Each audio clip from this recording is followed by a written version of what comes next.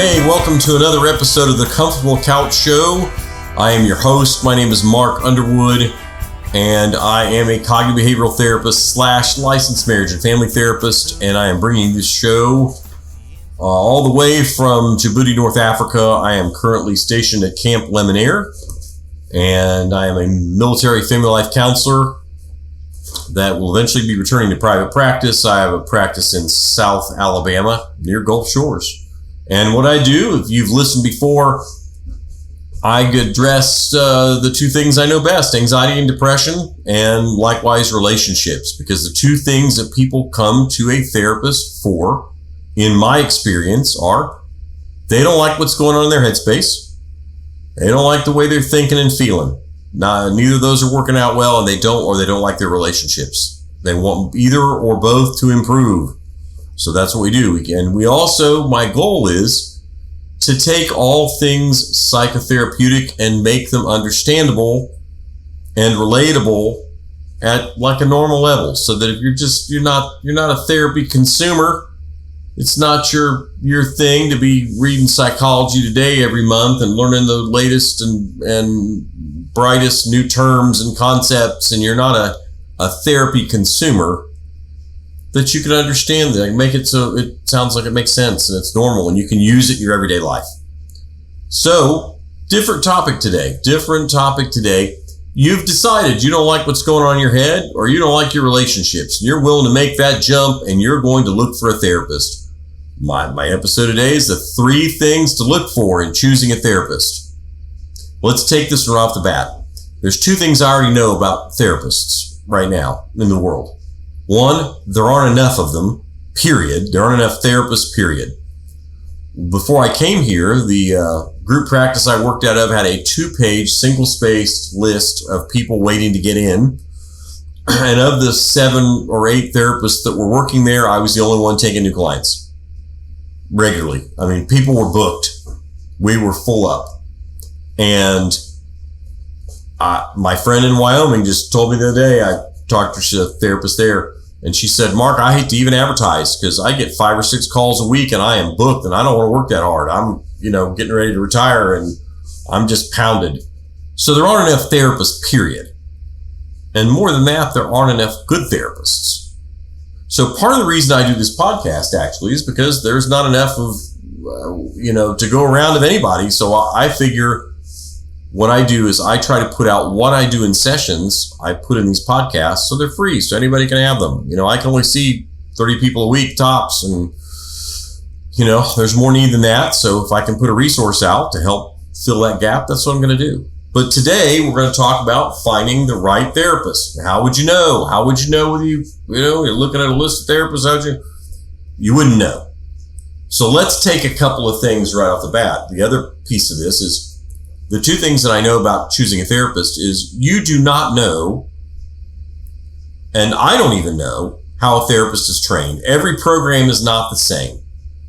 There is no empirical standard for how therapists are trained. I worked as a field supervisor for a marriage and family therapy master's program, and I thought their program was incredibly lacking.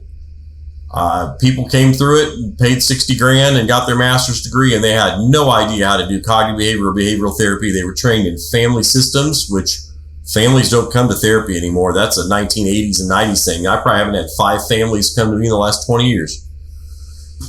And they were trained in brief solution focused therapy, which is kind of an EAP model of, hey, we're not going to develop a relationship. We're just going to knock out the problem in a non-emotional problem. That doesn't work either. People aren't really interested in that. They want a relationship. They want to know somebody cares about them. The studies have all shown that brief solution focused is not exactly the greatest, most effective way for people to deal with their problems and interact with a therapist. So I can't guarantee how they're trained, right? You can't. And you have no guarantee about their fitness to be a therapist personally. And here's why this is important. If you have your gallbladder taken, have to get your gallbladder taken out, you're at the hospital and you have a gallbladder surgeon coming in the next morning. I guarantee you that gallbladder surgeons are trained pretty much all the same way, right? You only take a gallbladder out 2 ways. You take it out through an incision or laparoscopically. They don't take it out your ear. They don't get a giant laser that nobody else has ever, used or hasn't been proven to be effective. No, it's all done the same way. And that, because it's that way, because it's a thing that somebody does, a task that they perform, well, frankly, I don't care if my gallbladder surgeon is a jerk. I care that he can do the incision and he can put the clamps in and staple me back up and have whoever his tech sew me back up and put me back on the road. I don't really care whether he's been divorced 3 times. I don't really care whether he has some characterological problems, and he's not honest. He's rough on his kids, or he doesn't deal with relationships well. He's got terrible, whatever. I don't care. I want him to do a task. My wife tells me all the time. She said, "Mark, you're not always very happy with people in your profession," and she's exactly right.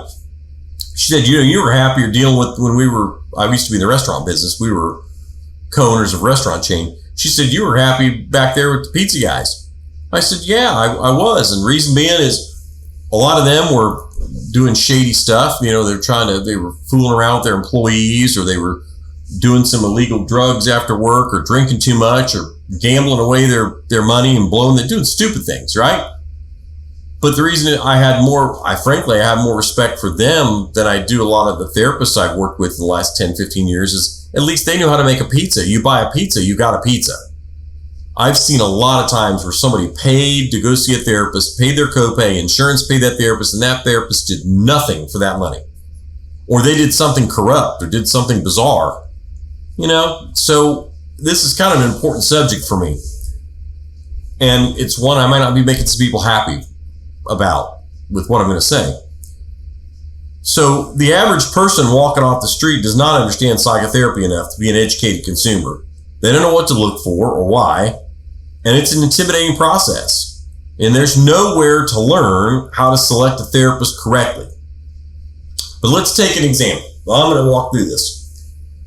Nowadays, the smartest way to look for a therapist is you can you can get a list of therapists for your insurance. I get people who have done that. They go, you're on your list. I'm calling you. You're named on the list. That's just like pulling, straws out of a hat. You don't know anything. The only thing you know is that person's got a license and they've been credentialed to work with Anthem or Cigna or Aetna or UBH or whatever your insurance is, or your EAP, Magellan EAP, whatever. The best way of picking a therapist, you may be referred to somebody. You may go to somebody through your church or through Uncle Fred or whatever that already knows. But most people, the smartest way to look for therapists is to use the Psychology Today Therapist Finder. And what that is, probably the best tool online.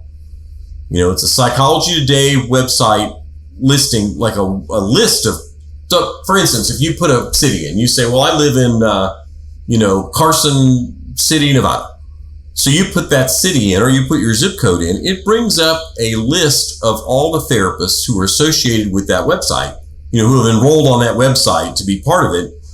And you'll get 20 or 30 names that are in that zip code. Now, not all the therapists in Carson City are going to be on that tool, but if they're in private practice, they're going to be on there. They're going to be on there for the most part because they're looking for clients. They're looking for you so you can look for them. And what you'll get is you'll get an online profile. It'll show a picture of this therapist, right? It'll probably have some sort of a biography where they tell you about themselves. It may have a video. You can cut a video on this and be talk about and introduce yourself and do an actual interactive bio. Or some of the therapists say, look, you get a 15-minute, introductory meet the therapist deal. If you call me an email, I'll set it up. I'll have that with you. You're also going to get probably some pictures of their office, maybe a video tour of their office. You're going to find out about where they were trained, what they specialize in. They're going to tell you something about themselves, and they're going to tell you what insurances they take. So you can screen that because you put that in there and say, well, I've got Anthem. So it'll only bring up people who have Anthem. Well, I want somebody who deals with eating disorders. Well, it's going to ferret that out too and give you those. So you get a pretty good idea of who you're dealing with. You can, I would say of the 3 things I'm going to bring up, you can do 2.5 of them just by being smart about what you're looking at in those online profiles on that Psychology Day website. So I'm going to tell you what I think I'm going to tell you that the very first thing that you should do when you look through those, is I want you to look at those pictures, and I want you to look for someone who looks like they're pretty normal, that they're socially normal and skilled, and they look like they're in the real world, the real outside world. My experience is that there are a lot of people who are in the therapy world who do not experience daily life the way that the average person does, right? There are a lot of people who get into being therapists because they're intrigued by the human mind. You're like, well, what does that mean? Well, it means that they're not going to look at you like you're a person, right? I'll get to this in a second. A good therapist, though, is someone who has learned from experience, because you can't learn human nature from a book. And I can tell you that somebody who lives in the world of academia and they read journal articles all the time and they're living in textbooks are probably not living normal lives and having normal experiences, because patterns is the key to being a good therapist. Recognizing and understanding human nature and why people do what they do and how that usually works out will tell you how to help people. Like most of my best interventions and insights have come from seeing and doing and personal experiences and learning. And I'm saying that you want somebody, when I look at those pictures, you want someone that looks like they live in the real world, right? Because there are a lot of people who are research-based and love forensics, and somebody who's intrigued by the human mind, or someone who is, you can tell by the pictures. I tell you, I'm kind of biased about this. You don't want to be a research project, or you don't want to deal with and be the frog on the dissection table. And you also don't want to be involved with someone who simply won't understand what you're going through. They've lived an isolated life, and they've lived in the intellectual world, and they're not going to understand what it's like to have lost a great love, because they've never been in love. They're not going to understand what it's like to wrestle with family relationships, because they don't really have family relationships. They're not in the mainstream of life. I remember I had when I took a class, I had to go back and get my license. I was doing my license. I had to renew it, and they made me take a research methodology class. And let me tell you, I'm not a research guy. I'll be right up front. That's not who I am. I'm an experientialist. And I went to this class. It was taught by this great guy. He was great. He was a Turkish psychoanalyst. Wore a turtleneck every day with a suit jacket. Very nice guy, very smooth guy, very educated, very, very sophisticated. And when we were doing this class, whenever they would talk about all the research, methodology, I was the dunce. I belonged in the corner. I was the dummy. I'll just admit it. It wasn't my thing. And boy, there were some of those people in that class, they just lived for that. You could tell they wanted to work at a university in a research program. But then the class would turn to, what do you do when you actually have people in the box? And it was a whole different ball of wax. And all of a sudden, I went from the not smartest guy in the class to the smartest guy in the class. And all these people would sit around and look at me like I was Uncle Remus telling stories. Like, oh, tell us about what it's like to actually do therapy. And it was kind of shocking to me. This is probably 15 years ago. I remember going and talking to the professor and going, there's a lot of people in this room that look like they have no clue how just to have human interactions. Like, they're not very good with people.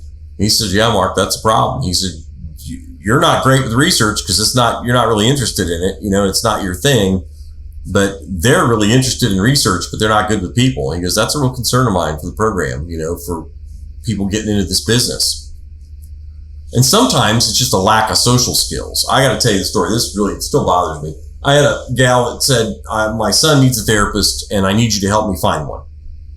All right. So she gave me the city. It was a college town somewhere up north.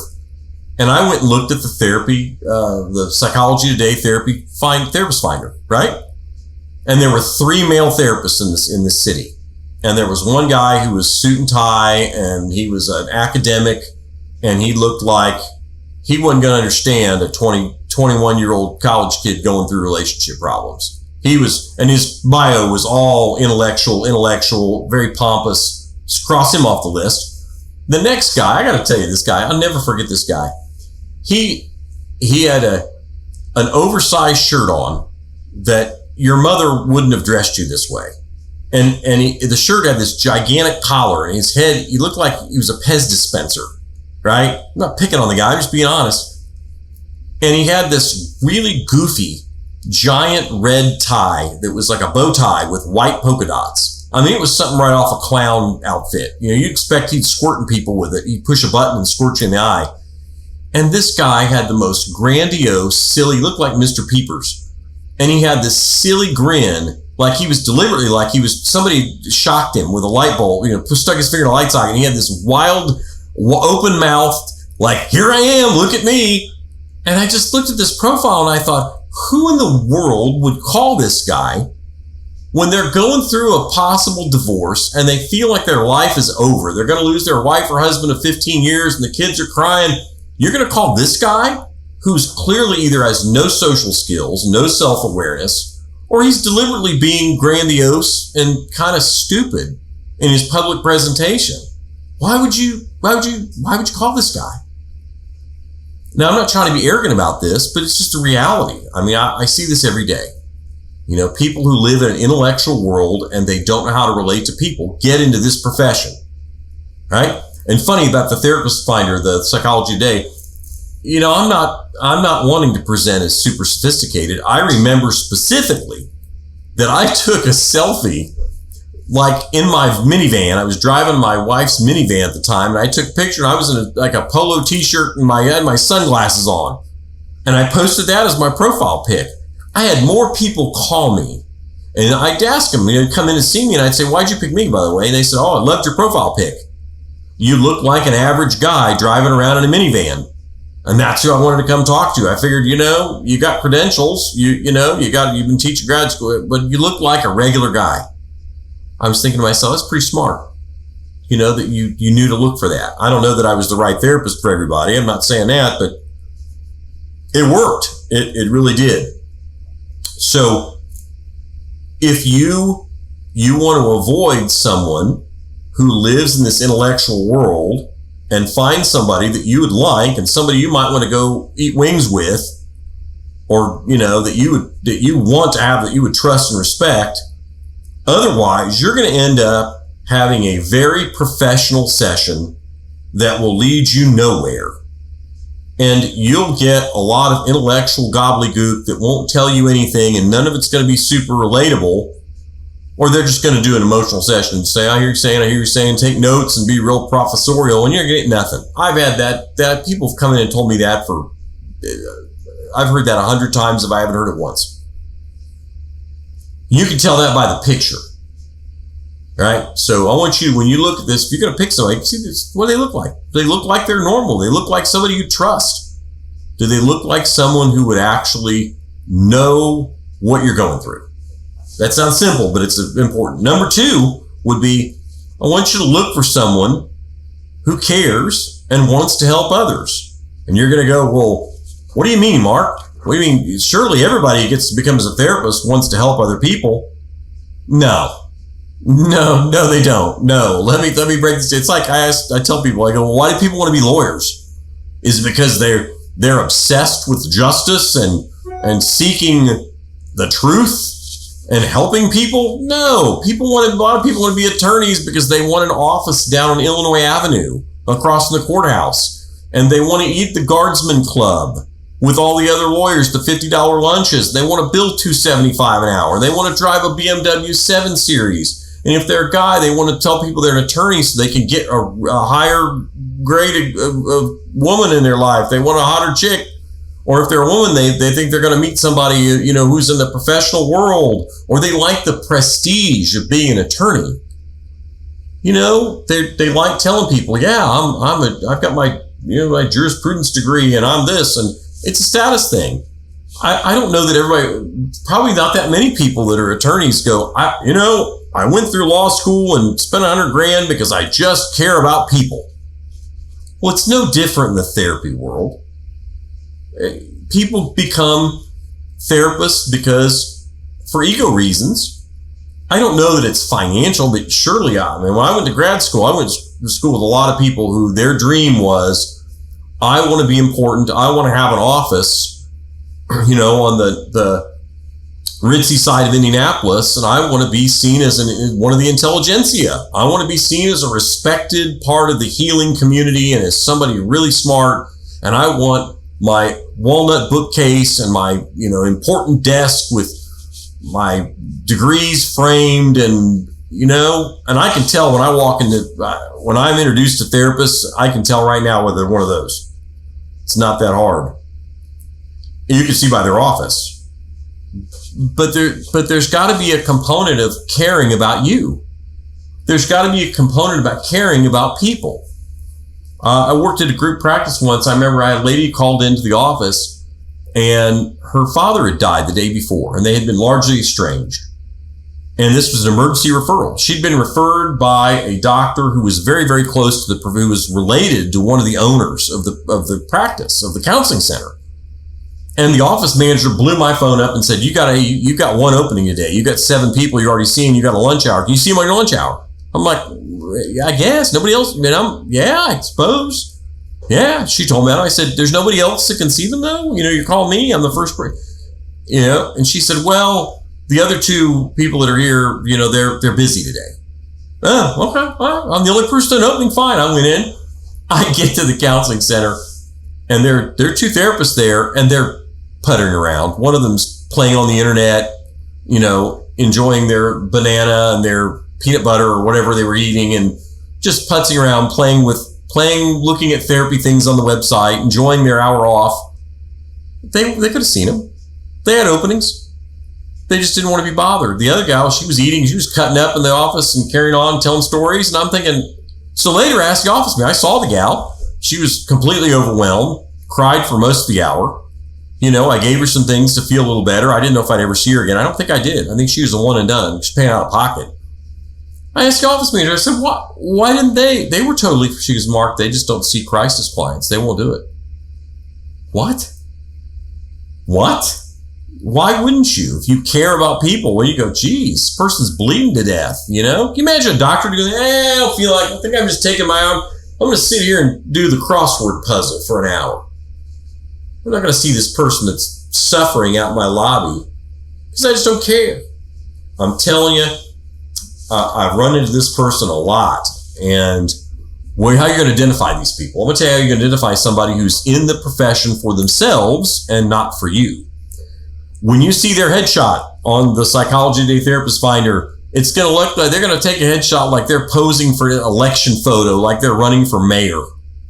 And their bio is going to be all about their credentials and their accomplishments and their specialties. And it's going to be designed to impress you with how smart they are and what they've accomplished. If you see one of these people, you go in to see them because they look impressive, right? They got great credentials. They look like they're running for mayor. You're going to get a really smooth, lawyer-esque session that leaves you really impressed with how smart they are. But you're not going to get any closer to being better. And that's their real goal. Their real goal is not to teach you anything about anxiety or depression or relationships because they're going to protect their professional skills, their knowledge. They want to keep that gap between you and them. A magician does not want the audience to know how they pull the rabbit out of the hat or how they saw the woman in half. You got to keep your trade secrets. Otherwise, people won't respect you. I've seen this a lot. I'm just telling you, I want people to know what I know. That's why I'm doing this podcast. I'll tell you what I know. And I want you to get things that make your life better. But I've seen this person many, many times in the therapy world who is there for themselves and they're very business minded. And I'll tell you something else they do. They're really good at finding a style of therapy that keeps you coming so that they're going to elongate the sessions so they can get as many as they can to keep you as a revenue stream. I actually had one of my professors in grad school tell me that was going to be a real problem for me, that I was going to be someone who, he goes, Mark, you're trying to get people better too quick. I appreciate that. It's an ethical thing, but you're going to have a hard time replacing clients. No, I'm not. No, I proved not to be true. There's so many people out there. You don't have to. No, I want to get people in, get them as better as fast as I can, and at a pace that's comfortable for them, because there's somebody else behind them waiting to come in. So that's my second thing is, do they really care? Are they there for them, or are they there for you? And you can tell this by reading that profile. What are they telling you? What are they telling you they're going to do for you? Are they gearing that profile and their bio and how they present themselves to how they're going to help you, or are they glossing themselves and putting themselves over as the intelligentsia? All right? And the third thing, you need to look for somebody who knows how to help you. Now, as you've already figured out, I can be pretty critical about people in my profession. And there's two reasons why someone wouldn't be able to help you. That's, they weren't trained correctly in anything that's effective, or their own life's a mess, so they can't take you where they haven't been. Now, the first part is, I'm going to be very, very direct with you. And I'm biased, and somebody's going to say, Mark, that's Terry, you don't know what you're talking about. Well, I kind of do. I'm thinking that the two things you want someone trained in, if I'm sending you to a therapist, I want to know, do they know cognitive behavioral therapy? And are they behaviorally trained? Now, that doesn't mean anything if you're not in the therapy world, but a cognitive behavioral therapist is who's equipped to treat anxiety and depression. They know how to deal with distortions. They understand why people are depressed, why they develop a defective schema, low self-esteem, punish themselves, become perfectionists, and they know how to untangle it. They don't know CBT. I don't think they can help you if you're depressed or anxious. Sure, they can be good listeners and be empathetic, and that'll make you feel better for the hour. You'll leave, you won't be any better. And if they don't understand behaviorism, they're not behaviorally trained, they can't help you with relationships. They're not going to be able to help you. Now, not all therapists are trained in CBT and behavior. And that's just something I would look for. When you're looking in there, that's what I want to know. How good are you? And I think if you're effective in any kind of therapy, you better understand CBT. If you're dealing with eating disorders, you're dealing with PTSD, whatever, that's a building block. CBT is how you think will generate how you feel. And if you can't work backwards to how people conceive of something, then you won't understand why they've developed this disorder that you're trying to treat.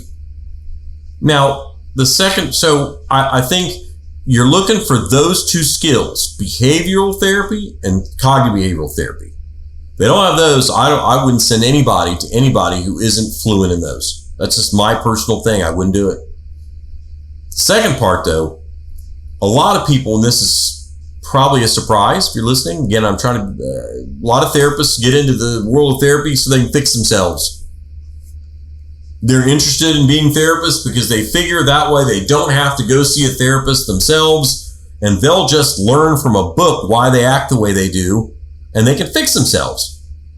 Well, let me tell you, that would be a great idea if it worked, but it doesn't.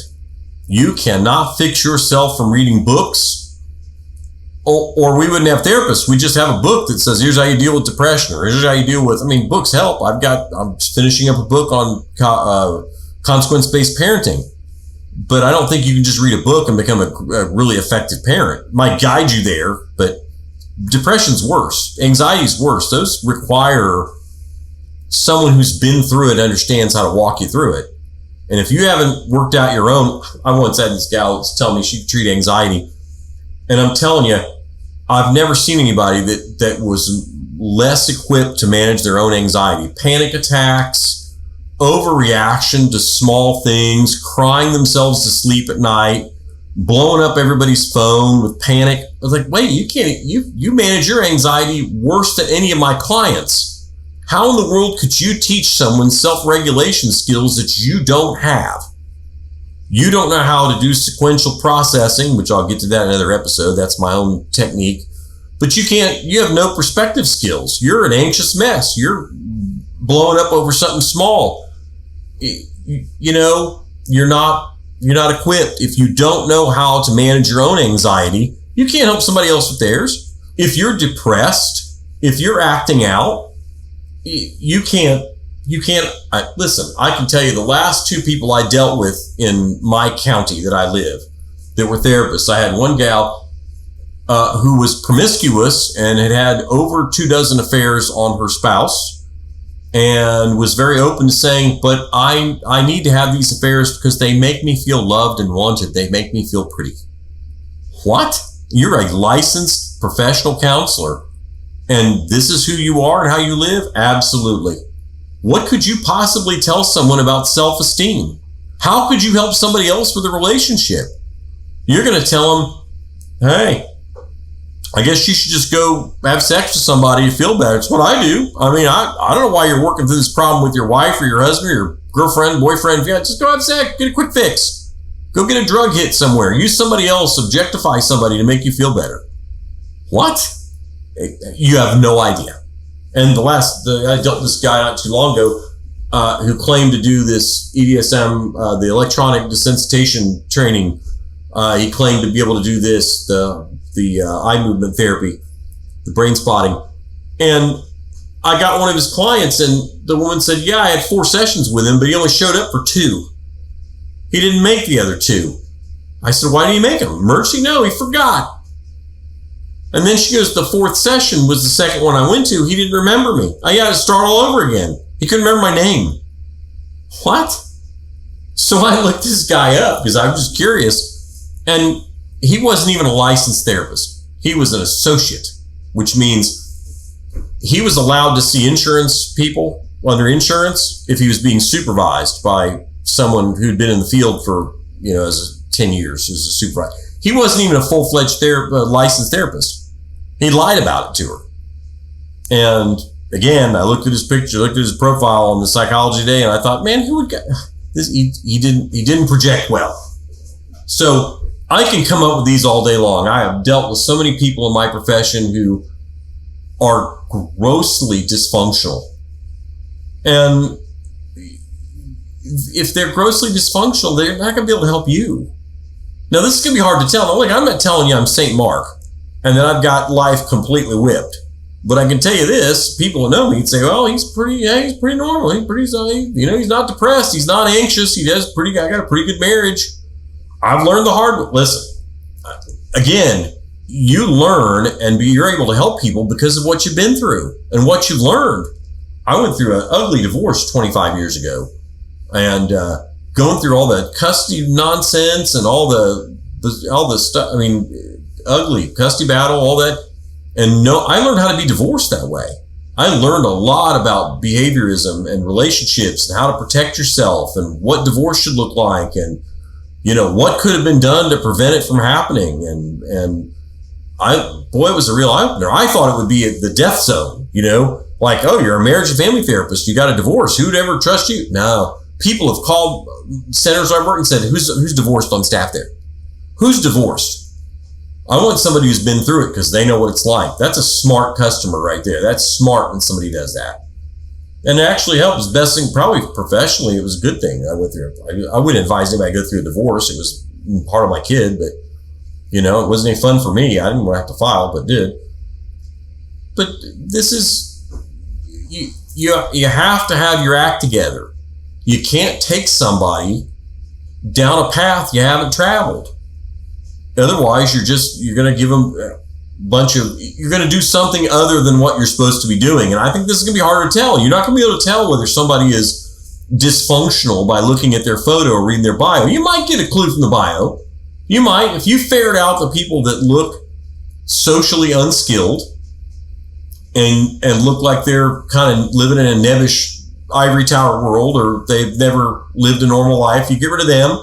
And then you get rid of the people that are pompous and putting themselves over as the intelligentsia, and you're going to go to see them and they're going to tell you how smart they are and you're going to leave with nothing. You get rid of them, you've probably weeded out some of these folks. But it's going to be harder to tell because somebody could make a photo look good and have a good bio, but you get in there and you're going to chase your tail with them in sessions, not make any progress. They can be nice, they can be charming, but who knows? They're either going to give you a bunch of testing or a bunch of worksheets or exercises, or they're just going to do a lot of reflecting sessions, and eventually you'll see the dysfunctions.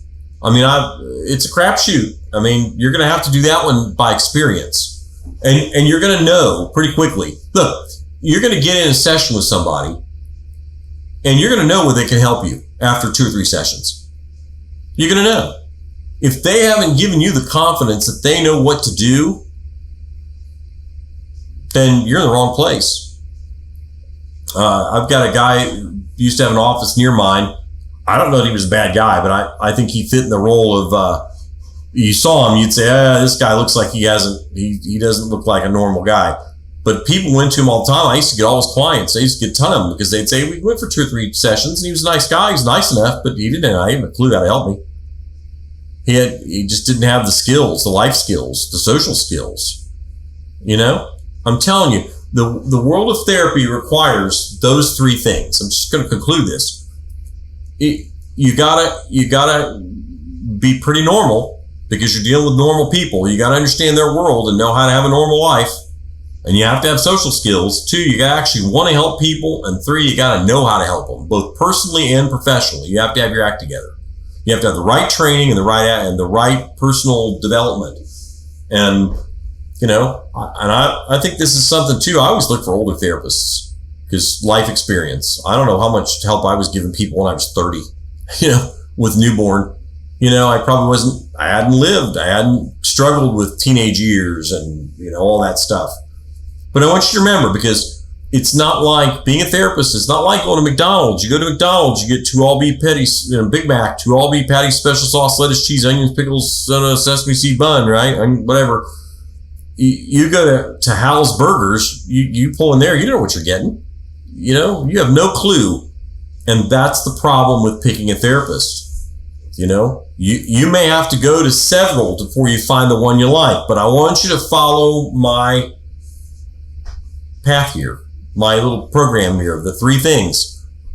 It'll solve you a lot of grief if you're looking for a therapist. Do they look like a regular person, like somebody you'd want to have coffee with or somebody you'd want to talk to? Do they have social skills? 2, do they actually care? Or are they just there for themselves? And 3, do they know how to help me? Do they have the skills? Are they CBT and behaviorally trained? And do they have their act together? And you won't know that last one until you get in session with them. But again, so listen, this is a very, very possibly inflammatory Comfortable Couch show. I am very critical of people in my profession. I have run into, I don't know how many people that made me embarrassed to be a psychotherapist. And I've seen so many people that are ineffective and don't give, look, you go see a therapist, it's scary enough to go see one. I've sat on a couch. I had to do 2 years in therapy to be a therapist when I went to grad school. I know what it's like. It's very anxiety producing. You don't know what's going to happen. It's not your world. Listen, if you're going to do that and you're going to trust yourself to somebody, they need to care about you and be able to help you. You put yourself in a vulnerable position. You should get what you pay for and more. I want you to have a great experience when you see a therapist. I want you to go, man, that person cared about me. They listened to me. They gave me some really effective things that made my life better. I'm in. That was great. I'd do that again. I don't regret going to see them. But it's going to be a process. There's no guarantees. Again, it's not like any other profession. I've never gone to a bad dentist. I've never been to a bad dentist. I've been to some dentists that have bad attitude or not as friendly, but I've never had a dentist screw up my teeth. They all pretty much know what to do. I've never been to a bad ophthalmologist. I've gotten some bad glasses because I didn't like the frames afterwards, but I've never had lenses that were like, purple haze and I couldn't see through after I got them home, right? There's a lot of standardization in other professions. I've never been to a Domino's Pizza where they didn't know how to make a pizza. I've been where they didn't make a great pizza, or they didn't put their toppings on evenly or whatever.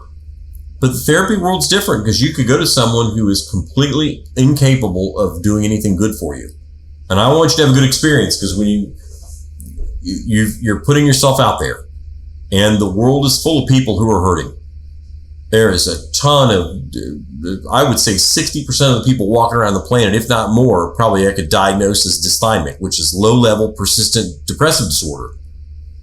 And that's a hard thing to live with. Self-esteem issues and self-criticisms and, maybe the world's better off without me. Man, if you've got that going on, I want you to have a soft landing spot with somebody who cares, and knows what to do, and knows how to help you feel better. That's my hope for you. So listen, I appreciate you hanging with me for this longer than usual episode of The Comfortable Couch. And I did more of fireside talk. I just kind of ran off. I didn't just talked off the cuff and a little more casual today. But if you like the show, please subscribe. I'm going to keep episodes coming. I'm going to get back on board. I think my next episode is going to be on the two-sided coin of codependence, and how codependence promotes depression. Now, if you want to get a hold of me, there's a link to my website, thecomfortablecouchshow.com. You can email me, or you can through the website, and send me a question. If you want me to do a mailbag episode and you want to ask me a question, send me a question. I'll do a show of just answering specific questions. I'll protect your identity. And if you want to order my book, it's already out on Amazon, Toxic Words, 20 Things You Should Never Say to Yourself. There's a link for that. I'm sure not making a lot of money off Amazon selling books. This is not what you don't get a very big cut. So I'm not trying to make money off this podcast. I want you to get something good and not have to pay for it. Enough things in life you got to pay for, and some things you have to overpay for. You should have to pay for this. This is me doing this for you because I want to do it. And I'm grateful you joined me. And so until I see you again, I want you to keep your thoughts clear, straight, and true. I wish you the best. This is Mark Underwood signing off from the Comfortable Couch Show. Thank you again. I hope to see you again here on the show. Thank you. Don't stop trying.